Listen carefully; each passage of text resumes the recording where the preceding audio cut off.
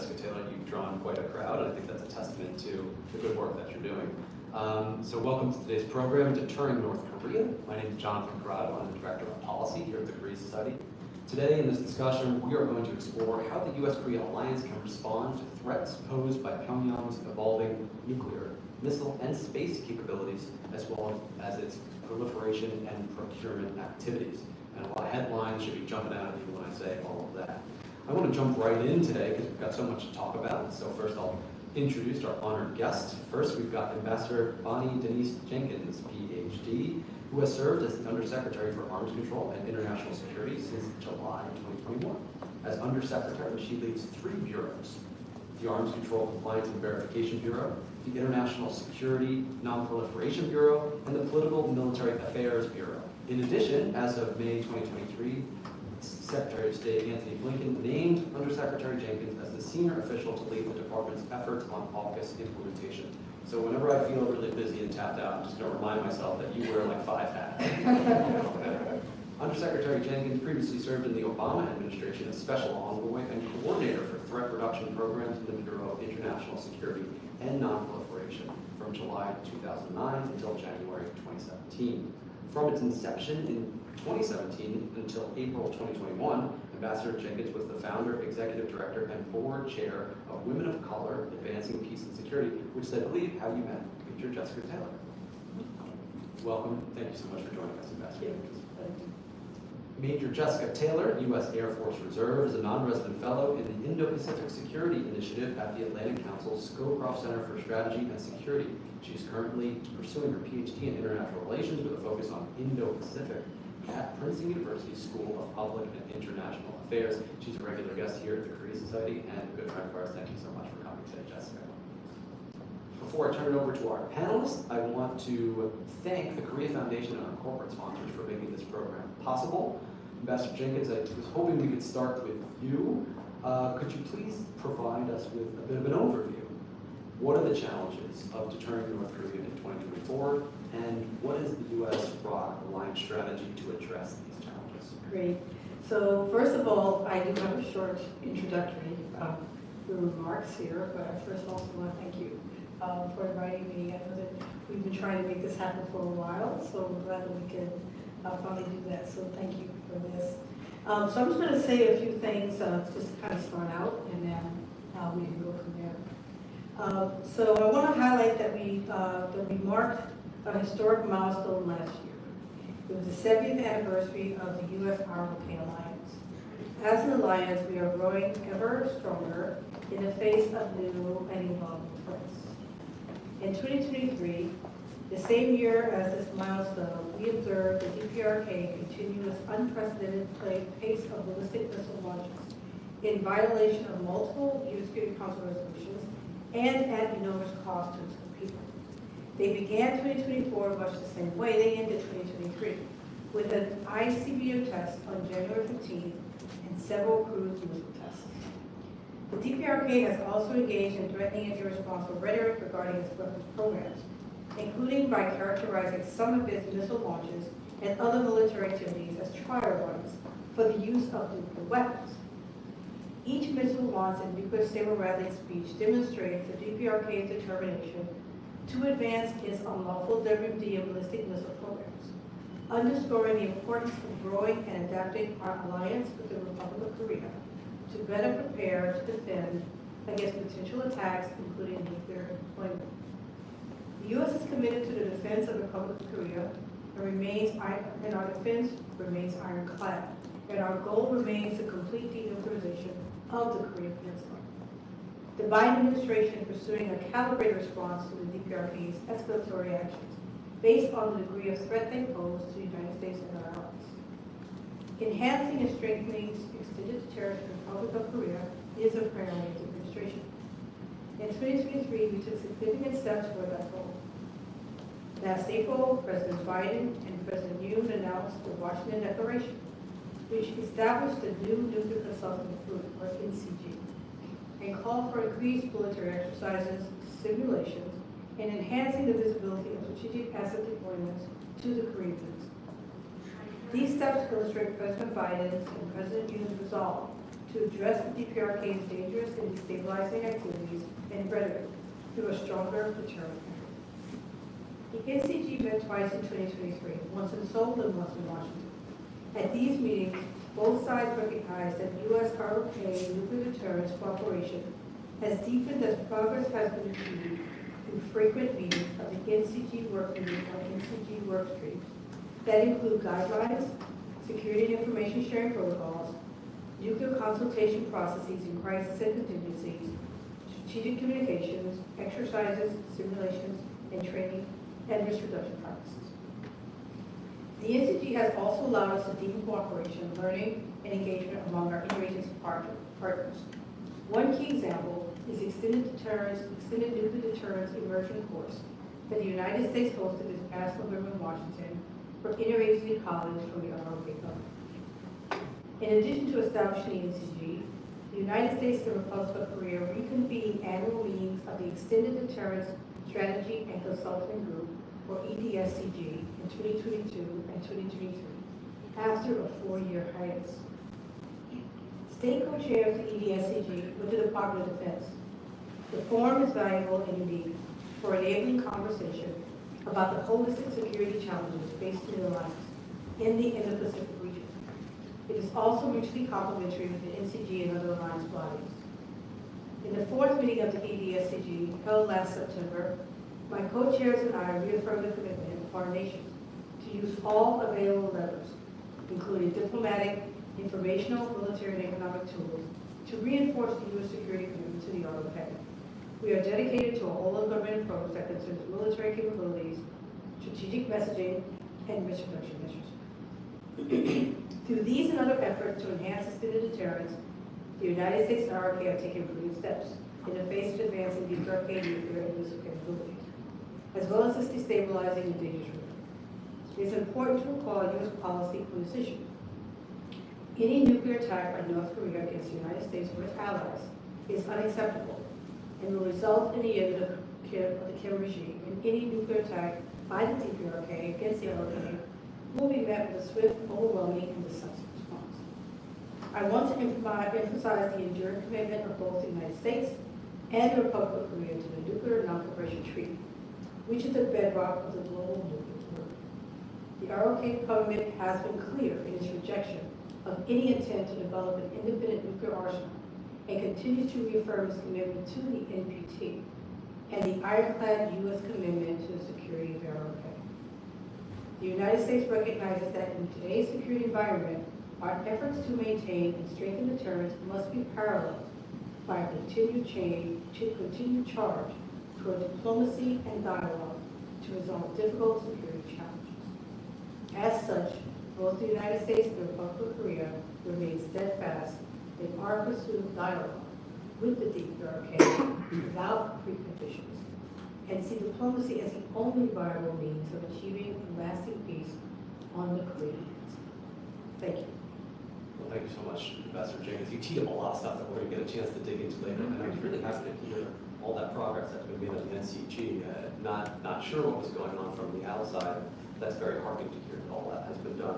So I'll ask you one follow-up here, and then I'm going to turn to Major Jessica Taylor for her take on everything that's going on. So over the past few years, as you well know, North Korea has been testing and developing platforms that pose significant challenges to our ally deterrence posture. Just to name a few, this includes satellite surveillance and solid fuel ICBMs, which improve the accuracy and range of North Korea's nuclear arsenal. And they've got all sorts of exotic delivery vehicles, sea-based, land-based, air-based.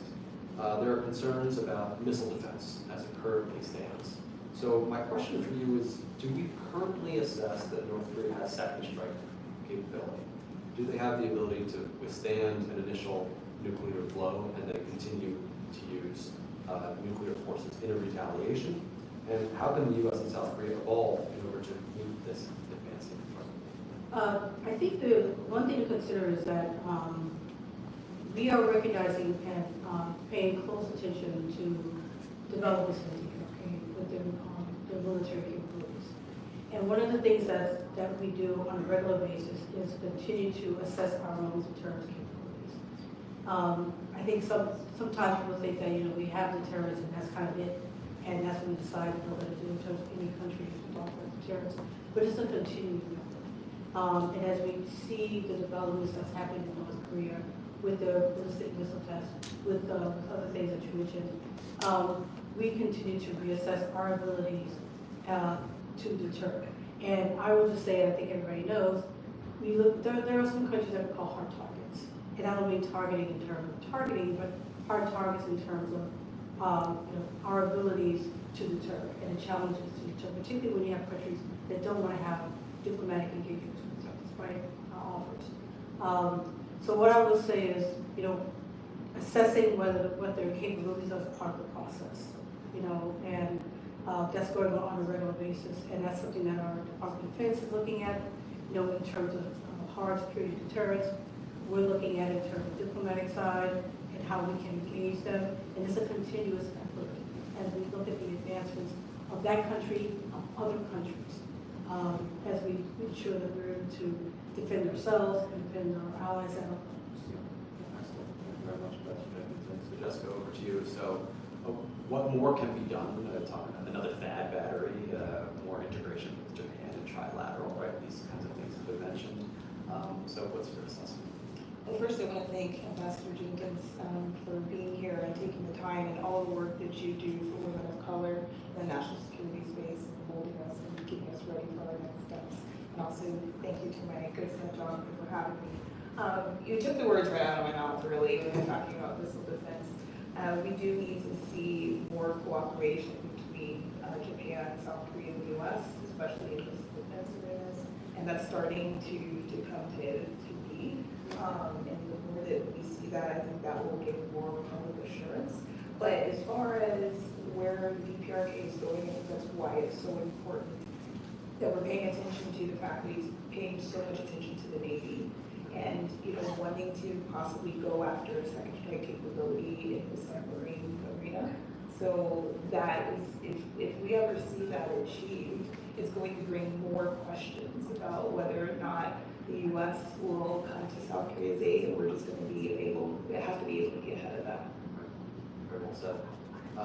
Okay, so let's go to the question of South Korea potentially developing its own nuclear weapon. So recently, South Korean President Yoon Suk-yeol reiterated South Korea's commitment to the Non-Proliferation Treaty. However, when you look at survey results of just normal South Korean people, it suggested that there's anxiety in Korea about America's commitment to defend South Korea from an attack. Over 70% of respondents in a survey by the Che Institute for Advanced Studies were in favor of Korea developing its own weapons, and over 60% expressed doubts that the U.S. would defend Korea if the North threatened the U.S. mainland with a nuclear reprisal. So we heard a lot about what we're doing through the NCG to try to address those fears and bring South Korea into the process. So how can we really reassure? I know reassurance is it's an unfillable bucket, right? But what can we do? We have to keep doing what we're doing. I mean, like you said, it's hard to always know what is the exact thing we need to do to convince everybody and to feel more confident in the U.S. commitment. So we did the Washington agreement, as I said. We started a new group, the NCG. We reestablished the other extended deterrence talks that we have.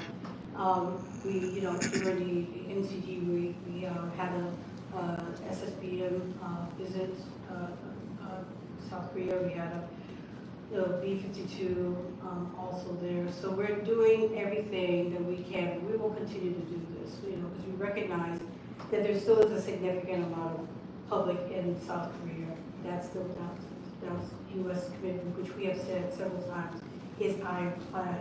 So I think it's going to be something that we have to do, working closely with our ROK colleagues to continue to push the message. And we understand that as you have more ballistic missile tests by North Korea, as they continue to build up their military, that will naturally create a concern. So we understand exactly why that's the case.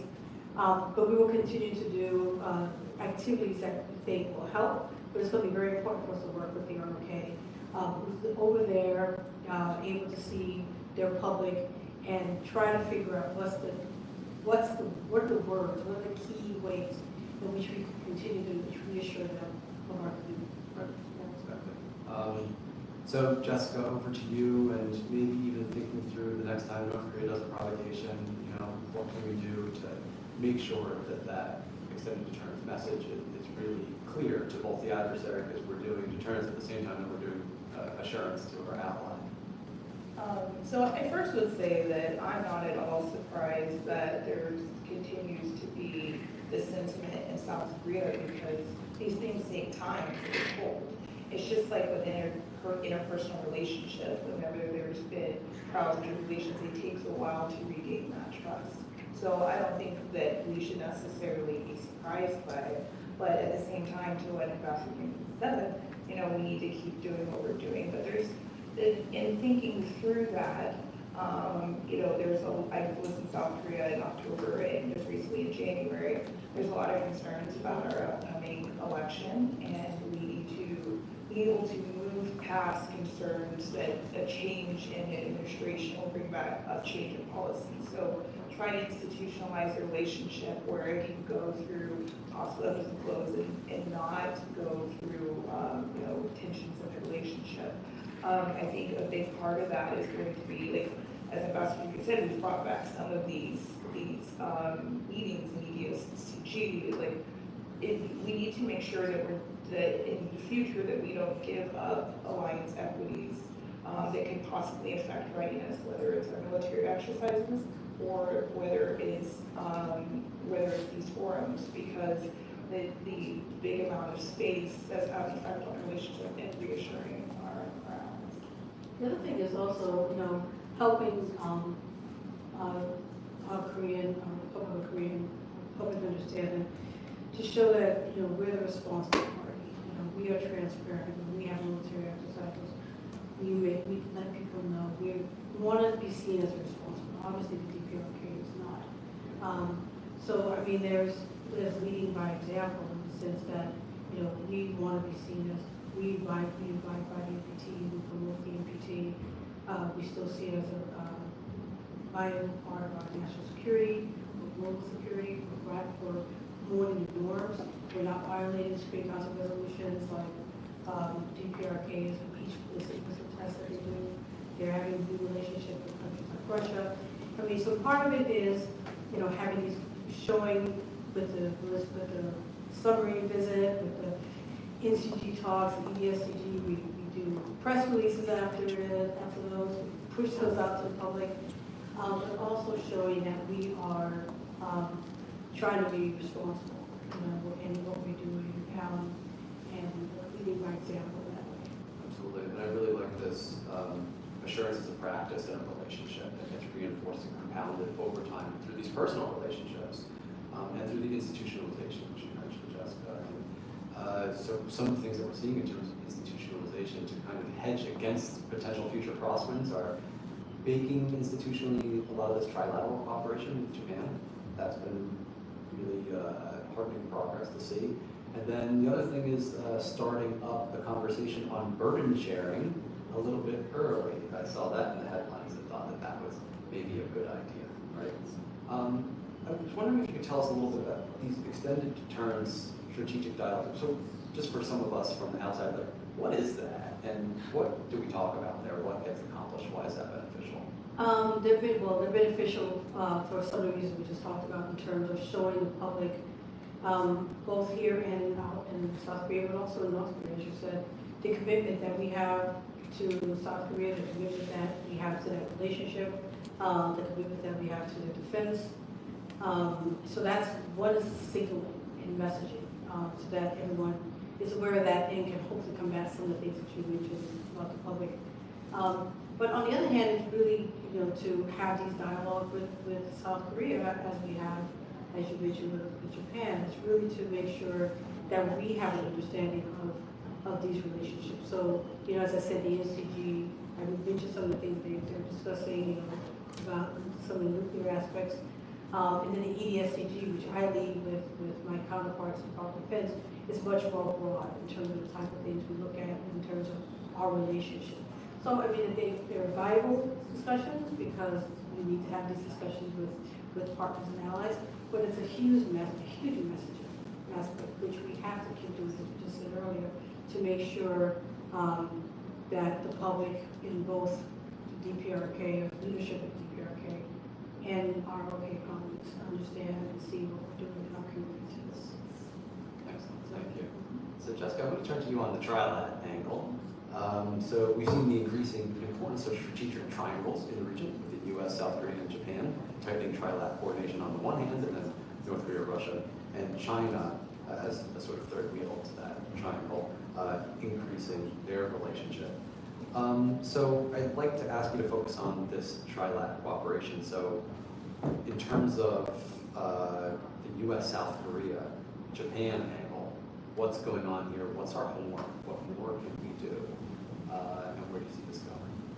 So I'll go back to the missile defense comment that, we're starting to see that come online, and I think as that becomes more institutionalized, that increases our deterrent. But there's always so much focus on the military aspects, but I think there's so many other aspects of this trilateral relationship and the bilateral relationships across the relationship that need to be more considered. So Ambassador Jenkins brought up a whole government approach, we need a whole government approach also to trilateral cooperation. I noticed the other day that some of the polling data coming out of South Korea specifically, and Japan to some respect as well, where there's still a good majority of the South Korean public that questions the trajectory of the South Korea-Japanese relationship. And I think that's going to take more people-to-people ties to really strengthen that trilateral bond. And as far as the China angle, I'm guessing we're going to get to a simultaneous question of conflict there. I think that's going to pose some challenges with issues across the Taiwan Strait, but people also don't talk enough about the possibility of conflict with the Philippines and China and how that might possibly affect trilateral cooperation as far as how we consider simultaneous conflict. Because Japan also has a part possibly with Japanese, Philippines, and U.S. trilateral cooperation. Excellent, thanks so much. Ambassador Jenkins, over to you on that same question. Trilateral between the US, Korea, and Japan. Where is it going? What's our homework there? Well, we see that very important, obviously. We have, as I said, we have extended deterrence talks, not just with the UK, but with Japan as well. And we hope to have more trilateral discussions, right? We're not there yet in terms of having these kind of extended deterrence with both countries in a trilateral sense. But that is something that we want to continue to pursue, because when you talk about the region, we're talking a lot about the AUKUS, but our relationship with Japan is also very important, and our relationship with them in terms of deterrence with DPRK is also very important. And it's not, the DPRK is not the only region we're concerned about. Obviously, we need to PRC as well. So, it's really looking at the strategy for the entire region. We're looking at two countries right now, but there's a strategy for the region and how we deal with DPRK and how we deal with the PRC is also part of that larger strategy. And if I could add one more thing too.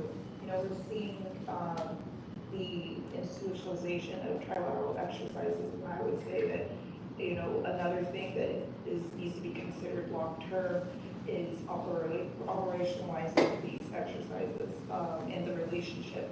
Meaning that as we look at if there was a contingency on the peninsula or elsewhere, what our operational plans are for dealing with those contingencies. So it's one thing to have military exercises, it's different to have operational plans that you are exercising against.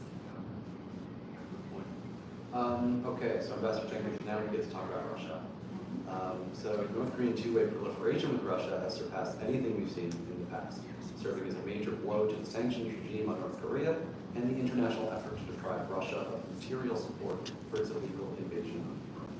In exchange for North Korea providing Russia with both artillery and ballistic missiles, which we've seen in theater in Ukraine, we believe that North Korea has received various military assistance and access to international finance. So how would you characterize the nature of this threat, and what should the U.S. and its allies do to counteract it? I would characterize it as a very serious concern, a serious threat, because we do have both two countries of strong concern right now, not only just the DPRK and what they have been doing, but also Russia and invading Ukraine working together. And and Russia's giving us a lot of problems in many forums and many situations, not just in this situation, but in many other ways. So it's a one of serious concern. It not only is destabilizing for the region, it's also providing Russia with more ways in which we can continue to fight in Ukraine. It's challenging Security Council resolutions. It's challenging our sanctions regimes, as you said, the non-proliferation treaty. I mean, it's just doing a lot of damage, and so we are very much speaking out against it, working with our partners to make sure that they're also speaking out against this. Looking at how we can use sanctions as we have been using based on this relationship that they have, despite the fact that they continue to do these things in violation of sanctions. We continue to recognize that those things do have an important role. And looking at all the tools we have that we have been dealing with North Korea, work with countries to ensure that they are speaking about the importance of Security Council resolutions, looking at interdiction things that we can do.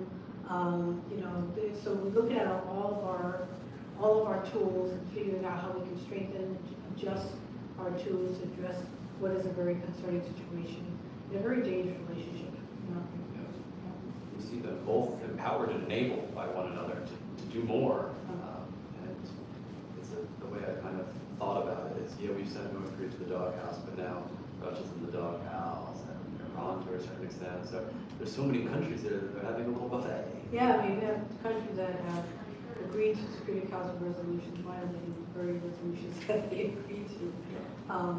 So it's a huge concern, and what they could be. We don't know what they're saying to each other, what they're hoping to sell each other. Some things, but it's just not good. And Russia, of course, wants to get as much as it can to continue to unjust war in Ukraine. So it's getting a lot of attention within the U.S. and with our allies and working. Jessica, any thoughts on this one? Well, it's really your thoughts, because you and Marcus's article in Foreign Affairs touched on this greatly, and I thought it made a lot of key points. And one thing that I'll just add to the conversation is that when you brought up in that article the necessity of just getting more of our allies and partners on board and strengthening our surveillance of sanctions violations activities, it is very much so necessary. But it also brings back to the whole government approach again, because if we want to make sure we're supporting Korea as Korea puts on its own sanctions with Russia, that is also going to come to play with making sure that we have diversity of economies and we're supporting each other in our shared prosperity, so that they have the ability to use other markets is very important. Yeah, and there's, in terms of sanctions implementation, sanctions on a piece of paper don't mean very much if they're not being enforced. And so you've got two categories of country, of jurisdictions that are not enforcing, and that's those that lack the political will. That's Russia, and to a certain extent China. And then you've got countries that have the political will, they just don't have the capacity. And so those countries we can work with, right? We can help to build up that capacity. There's a lot of great organizations that are doing that are getting funding from the U.S. State Department. So that's really good work, and we should keep doing that. For the countries that don't have the capacity, that's the real issue. I think that's something that we have to look at again to see what more can be done. And I think you raised the point is new challenges. And I think, as I tell a lot of my colleagues right now, we're facing new and different challenges. Some are new, some are just different. Some are obviously growing in some areas. And so we're seeing new challenges to our sanctions. We're seeing, because the relationship itself, as I said, just creates more problems in a lot of different areas. And so, the thing about deterrence, the thing about, tools that we can use, it's always evolving. It's always evolving. As the threats evolve, we have to keep evolving and adjusting and seeing what works and seeing what doesn't work. And that's what people are doing, in government particularly, is looking at these changes, looking at the situation and adjusting, and DOD is looking at their side, the state's looking at this side, and other parts of the government are looking at it from their side, but we have an interagency process for doing that. But I think it just raises, this is where we are, these are the challenges, and we just have to keep figuring out the best way to maintain, the peace that we need on the peninsula and in the region. Okay, so we're going to talk about simultaneity now. This question comes from our partners at the Atlantic Council, Indo-Pacific Security Initiative, where I know recently spoke about AUKUS with Marcus Karlauskas. So thanks to our friends at IPSI at the Atlantic Council for this question. With military threats from China and North Korea increasing and diversifying, the risk of simultaneous conflicts in the Indo-Pacific is rising. How does this change our deterrence strategy? What additional challenges does this present to the United States and its partners and allies in deterring North Korea? How could we turn simultaneity to our advantage? So a lot of tough ones there. Yeah, I mean that's kind of what we're thinking about. I mean a lot of these are issues that are raised because it's actually happening. So we are in the process of thinking about these very things. As we look at the situation now, we have we've talked about this, how we have another nuclear power to worry about. And always said we're not. China was always there, but now it's increasing its nuclear weapons. On track for 1,000 by 2030. So, it raises new challenges in terms of deterrence and how we deal with that situation. I think the important thing is there aren't a whole lot of answers now because we're dealing with this, we're figuring it out in terms of how do we deal with these new challenges in those questions and other ones. So it's a process. It's a process that's very, I would keep using the word challenging, but that's what it is. But we try to figure it out, and that's really what we're doing. So Jessica, prospect of a two-front war in Asia, what do we do? I'll first thank Marcus for bringing me on this team, but also sarcastically thank him for bringing up this very difficult question. So, when I think of, and we talked about this a lot with Marcus, with the simultaneous conflict concerns, I first go back to the institutionalization and operationalization of military plans. If we eventually possibly get there where we are able to operationalize our plans, to look at the possibility of having a true front conflict and what that looks like is because we don't have a NATO system. What does that look like with the different mini-levels in the region, whether it's the Philippines, Japan, US, the possibility of Iraq, US, Japan, and also just looking at the ways that the different possibilities that the allies might contribute in the conflict. For instance, South Korea might decide to be on the only logistics or humanitarian front. We don't know those different options. In a Taiwan scenario. So, it's hard to look at the possibility of or seeing any advantage of simultaneity, but in thinking about it, the only one I could possibly think of is if we get to the point where we are institutionalizing our relationships in the region in a more cohesive, unilateral manner, that puts more pressure on China, because at least from what China watchers have said, that China does not support the possibility of a simultaneous conflict. So that possibly that would increase deterrence to keep these things from happening. It's the only possible thing that I can think of that might be positive from the possibility of simultaneous conflict. Because simultaneity offers the opportunity for our adversaries to pose a lot of dilemmas to us in terms of how do we work with our allies to respond to both at the same time. Another thing that Marcus has brought up. But I also think that once again, as I said, these are things that we're thinking about in the U.S., but these are also things that we think about with our allies and our partners.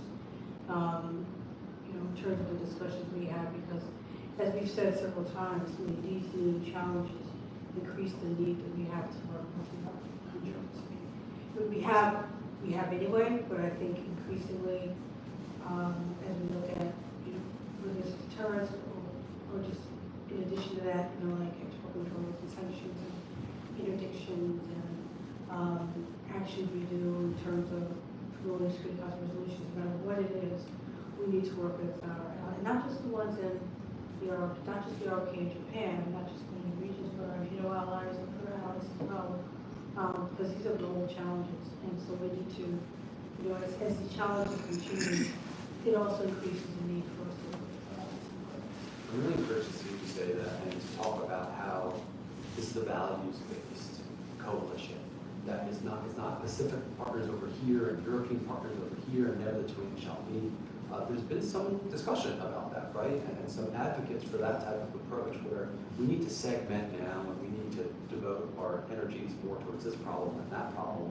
And a little bit of pushback saying, no, we're the United States, we gotta do both at the same time. The other thing I wanted to mention was Marcus Garlauskas' point, which is that posing the question, are the combatant commands that are set up in the Indo-Pacific poised to respond well to a simultaneous attack? And his response is, no, they're not. You've got USFK and USFJ with their specific responsibilities in the Indo-Pacific, kind of the overarching responsibility, and with the chance that China could get involved in the North Korea contingency, then who's in charge there, right? Because the Pacific wants to get into the ballgame, and USFK kind of has seniority there in terms of dealing with the peninsula. So it just gets so complicated so fast. So proposing a rethink of how we maybe do the division of labor between our combatant commands. Yeah, I visit combatant commands, which, and I ask that question very often about, the division of labor. But they do have overall, they have opportunities to have these overall conversations amongst the combatant commands on these particular issues, because it is coming up. And each command I visit, they say, yes, we are having these conversations with other combatant commands to try to decide on these kinds of things. So once again, new challenges. There's thinking and action to figure out how to deal with these because they are new. So we don't have a lot of, it's not like we have an answer right now, we're doing it. We're in the process as these challenges develop, we are also developing. And I think that's the important thing to take away is, looking at the way things are is because they haven't happened before. And so now they're happening, so we're developing. Yeah. Great point. Jessica, anything on that one? I think that, it's not just the concern about, because it always comes up because of China, right, and how the different bilateral alliances will work together. But even on the Korean Peninsula, when we consider, like we were talking about earlier about a provocation or some type of hostile activity, there's also discussion about a rethink of the way the command structure is on the Korean Peninsula. As far as, Combined Forces Command doesn't become a war-fighting unit until DEFCON 2 is declared. So if there's a provocation or some type of hostile act that the alliance or South Korea wants to respond, like making sure that we have the mechanisms in place below the threshold of conflict. Yeah. So it's also very important. That's a great point. So before I turn to our audience questions, so please prepare your audience questions and identify yourself, and then keep your questions short and sweet so we can get to more than just one, so no monologues, please. But before we get to that, and we'll get microphones out to you, I wanted to ask, so there's a lot of young people in this audience, students in this audience, people who have aspirations to do very much things that you two are doing. So any advice from your experience that you might impart to them? Yes. Obviously, you can hear the challenges that we're facing now. And I think it's important that we continue to have people who are passionate, who are interested to be part of how we resolve these questions. New thinking about approaches, new ways of looking at things, I think is going to be important because these are. We've had challenges. We've had 9/11. We've had back to when the Soviet Union fell apart, and even before that, he had challenges. And we always have to kind of sit back and think about what does this mean in terms of how do we continue to advance some kind of stability in the international system. how do we work with partners and allies to make sure that we can answer these new threats. And we are at a point right now where we are seeing things that we don't know the answer. We don't know necessarily where things are going to end. And some of the conflicts that are happening now, and goes way beyond just the Korean Peninsula we're talking about now, which is things we need answers to. And so we need a next generation to really think about these. And I hope that there is a lot of interest from young people to get involved in these harder questions, because we do need answers to these harder questions, because we don't know what the world's going to look like 20 years from now. But now's the time to be thinking about it. So I encourage everyone if you're interested in this to continue to do it. We need you. Jessica, how about you? I would say two things. One, the importance of finding good mentors, like Ambassador Jenkins, folks that are not only have page passports, but have a willingness to do like Ambassador Jenkins has done and really try to mold the next generation. It's so important to have people to look up to and see people, especially that look like you, are doing things that you want to do. Another thing I would say is doing things that scare you, like panels at the Korea Society, because they really do help you grow and help you evolve in meeting people. So just not being afraid to do those things that scare you. To include, as our good friend Jonathan said in the audience, reminded me right before this, making sure you're writing and publishing and getting your ideas out there. Thank you for that reminder that he's right. Wonderful, thank you so much. So let's turn to our audience now. Please raise your hand if you have a question. We'll get a microphone. Ambassador Ellen, we'll get a microphone out to you. Hi, I'm Susan Elliott with the National Committee on American Foreign Policy. We do a lot with the Korea Society. We also do track through discussions on North Korea.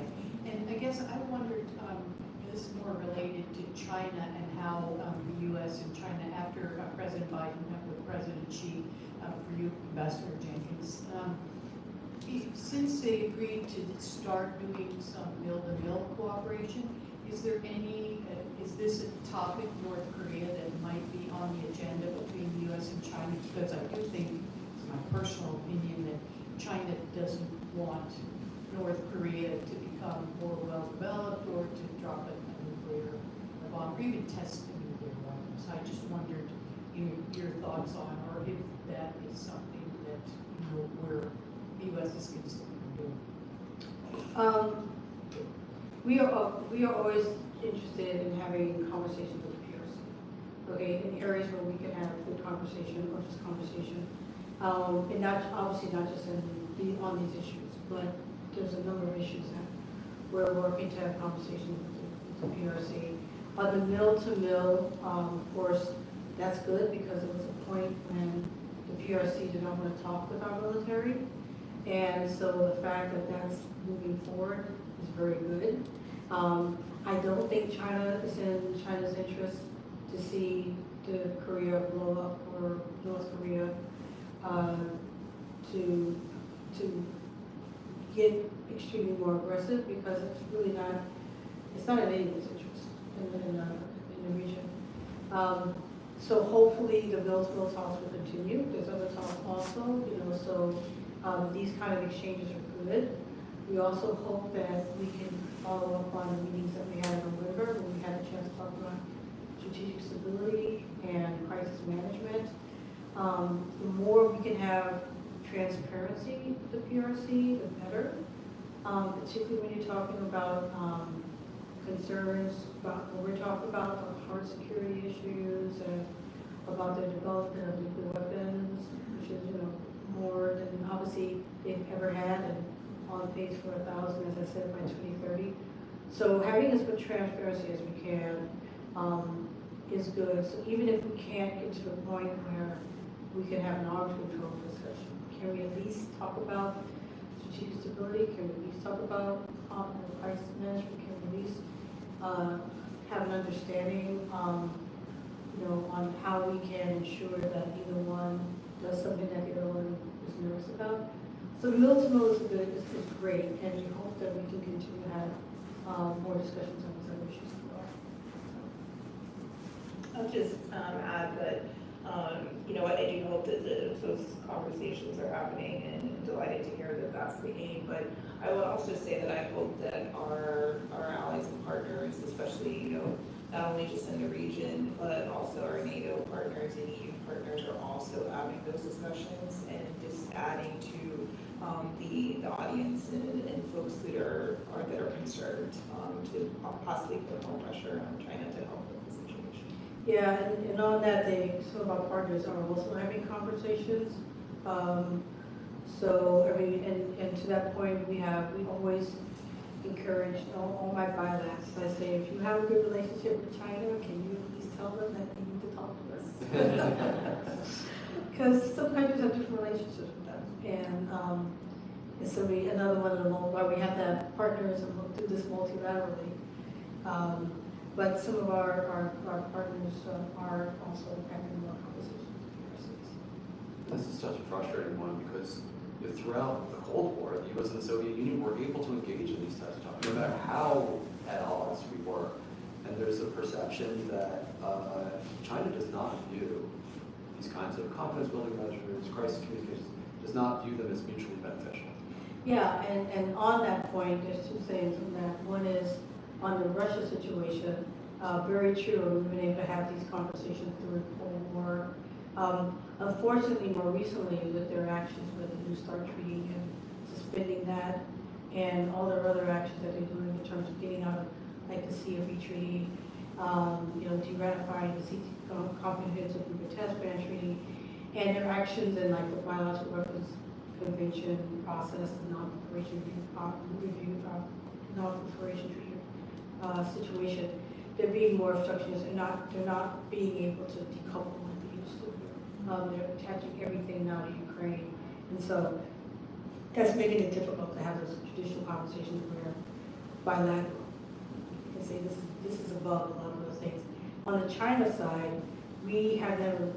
This is different because I don't think we haven't had these kind of conversations with them in the past, and so we don't have that history with them. At least there we can say we don't have that history of decoupling or their decoupling. I think that's more challenging for them, and that's something we'd like to get to. But at this point, you know, Russia's pushing back on us having conversations, and we also we're trying to get China to the table. So it's very challenging. So I want to get to one of our questions from our virtual audience. So David Brunstrom from Reuters asked a question about South Korea's indigenous weapons, which I think we addressed very well. And now we'll get to one from Lynn Turk from the Pacific Century Institute. So Lynn asks, how much more dangerous is the situation in Korea given Kim Jong-un's February 9th speech? So that's a speech where he threatened to attack South Korea if provoked. And that has spurred much conversation about whether North Korea's strategic aims have changed and to what degree. So what is your assessment? Well, obviously it's not a great speech, and it's not something that is going to lead to any more stability or in the region. But for us, we still are maintaining the same position we had before, which is we are open to dialogue at any time with them. We still seek a peninsula without nuclear weapons. So we hear that, we know that that's definitely not going in the right direction, but it hasn't necessarily changed our position in terms of wanting to have some dialogue, but also, you know, strongly supporting the ROK, strongly supporting Japan in terms of our extended deterrence. And the statement was conditional, right? It didn't say, we will attack South Korea, and that's our plan. It said, if triggered, whenever we are provoked or attacked. So it's a conditional assertion. So in that sense, we've seen this before, right? It's not a new type of... Yeah, it reminds me of Russia's de-ratifying the Common Nuclear Test Ban Treaty. It said, we are de-ratifying the treaty, but we won't test unless you test first. To the U.S., which we already said many times ad nauseum. We haven't tested in the past 30 years, and we have no intention of doing a nuclear test. So it's that same kind of condition. But yeah, you're right, they did condition it. Jessica, thoughts? I would say that I'm a bit concerned about, again, going back to the possibility of, hostile acts, and then, we respond, and then does this come into play? Especially as North Korea has mentioned wanting to move the maritime boundary, and then we're going into fishing season. What is considered a hostile act from their standpoint, or do they move to do some type of 2010 type black activities? And we're in an environment now where I guess that we will be responding. That's what the South Korean government has said. So I think that, I'm glad to see that the alliance is working towards ensuring that they're prepared for that. But I think that this kind of rhetoric, it seems like it's more, I agree with what other observers have said, that it's more in line with what they've been saying. It's increasing, but I think that there's that concern of the low threshold type of provocations, and ensuring that we're ready for that, and then wondering how North Korea is going to respond. Continue to respond. It's election season, so as Right. shows us with the unparalleled data set, they love the tests that Right. provoke around South Korean elections and U.S. elections. So we got both of them this year. Yeah. And potentially Japan as well, there could be an election. Right. So let's go to Rob, one of my students. We'll get you a microphone, Rob. Thank you. Good afternoon, Ambassador Commander Taylor. This is a question about the intersection of efficacy and sanctions and missile capability. As the U.S. and South Korea are seeking to apply pressure on an expanding North Korean missile capability, what particular capabilities can the DPRK not produce in-house that are effective targets for sanctioning? What do they seek to gain from either from the Russians or from allies? So what are they seeking to gain from the relationship with Russia? Specifically, like technical capabilities, like missile guidance systems, and what can they not make until they have this? Maybe something like a MERV, right? Yeah, I'm not, I remember I talked about some of the things that they're looking at, receiving. I want to give you more details, maybe it's not in these notes. But I don't know off the top of my head, but I can, it's in minutes. If you want to go ahead and Yeah, I would ascertain that they're looking for help with like their satellite capability, like lenses for that satellite. I would also consider, more help in their solid fuel missile capabilities, and also their submarine capabilities, their nuclear submarine capabilities, so they can have a more secured, if they can, is like gaining a second strike capability, or just like some of the things that I would think that they're things that they would want. Yeah, the things I have here is fighter aircraft, surface-to-air missiles, armored vehicles, missile production equipment and materials, and other advanced technologies. So that's our assessment. We don't know exactly everything that they're looking for, but that's our assessment. And in terms of the ballistic missiles, one of the real big concerns is MERV, so multiple independent targetable reentry vehicles.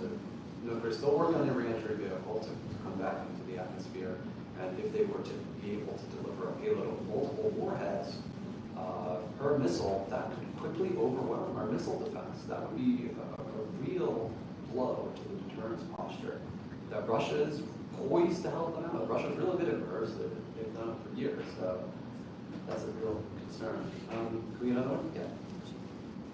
We'll get a microphone over to you. Good afternoon, everyone. My name is Raquel Miller, and I'm the founder of Bunchful Enterprise. We are a social enterprise organization. And as I listen today to, the world teetering again, continues to teeter on this tension, and, don't provoke us, what is that list of provocations? My question is a different angle. So we are very much engaged in advancing the United Nations Sustainable Development Goals for a better world. And we actually shine the spotlight on those who are, through philanthropy, helping to move toward achievement of these goals. And so my question is, how can civil society, how can social enterprises engage effectively and help toward just achieving some modicum of engagement or just helping toward achieving some better stance, I guess? That's a great question. So what can ordinary folks do with civil society groups outside of the government to help with stabilizing the Korean Peninsula and promoting peace elsewhere as well? I mean, I have a specific answer that's not directly, I'm trying to think of my, there's a lot that's happening in the, let's start from here.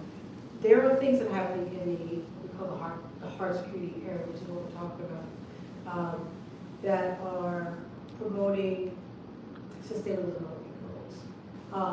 And I can talk about that. I'm trying to figure out how to connect it to the DPRK and how it can be helped. I mean, the DPRK is a hard case. I mean, it's hard to think about how we can really. Yeah, don't feel limited there. Yeah, that's kind of, yeah.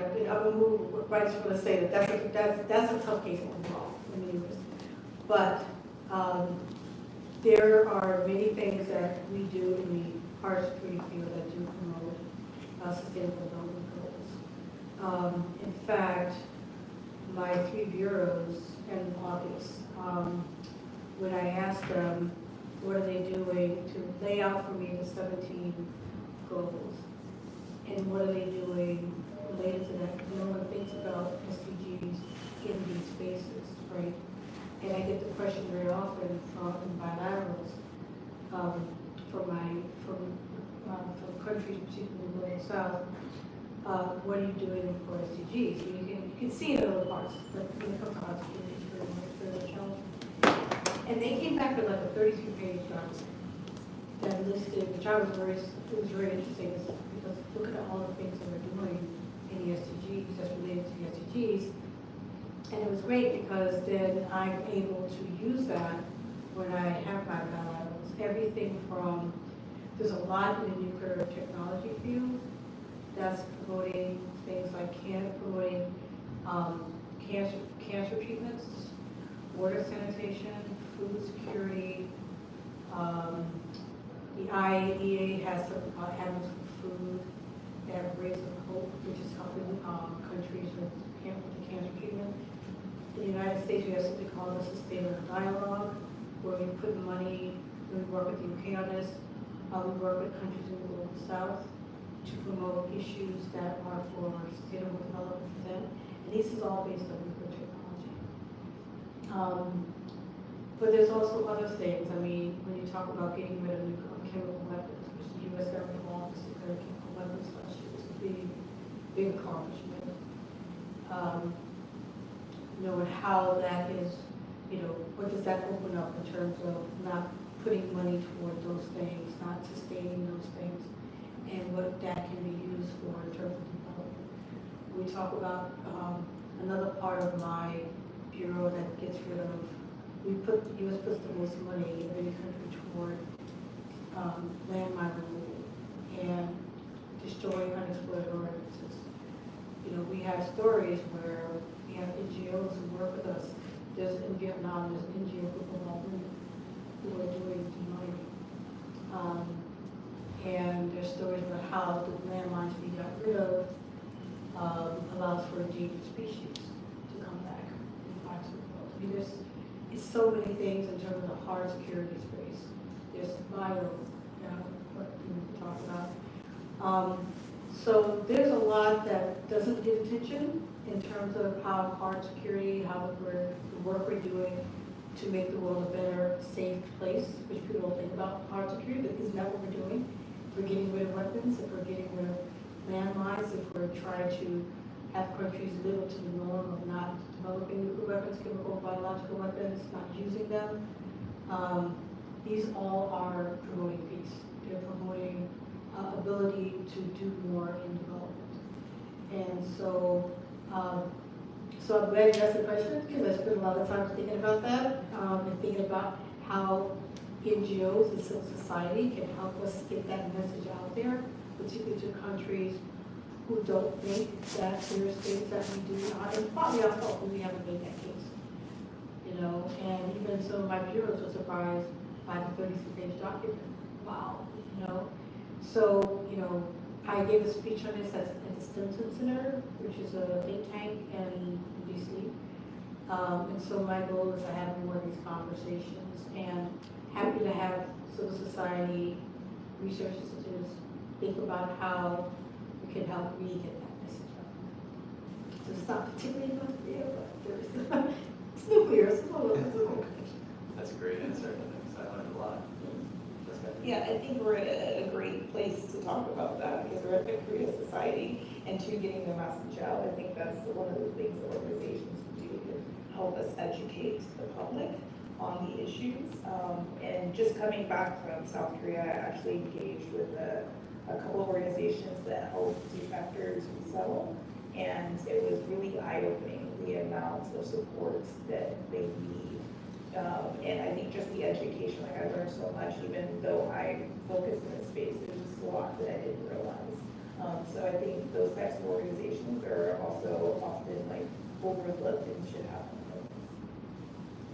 have So many people to thank for making this program possible. First, of course, Ambassador Mike Jenkins and Major Jessica Tone. Can you please help me give them a page? Thank you to the Ambassador team, Marina, and everybody. You were such a delight to work with. Thank you to my team, Chelsea in the back there. Chelsea, thank you very much. Peter and Bradley, make sure that the production works wonderfully. Tashi and Heiji, our wonderful interns who are around in the back there. You did such a wonderful job. Thank you all for coming in person. We've got some dumplings for you in there, so stick around, hang out, eat lunch, get to meet our speakers, and thank you so much for coming to the Korea Society. Thanks, everybody.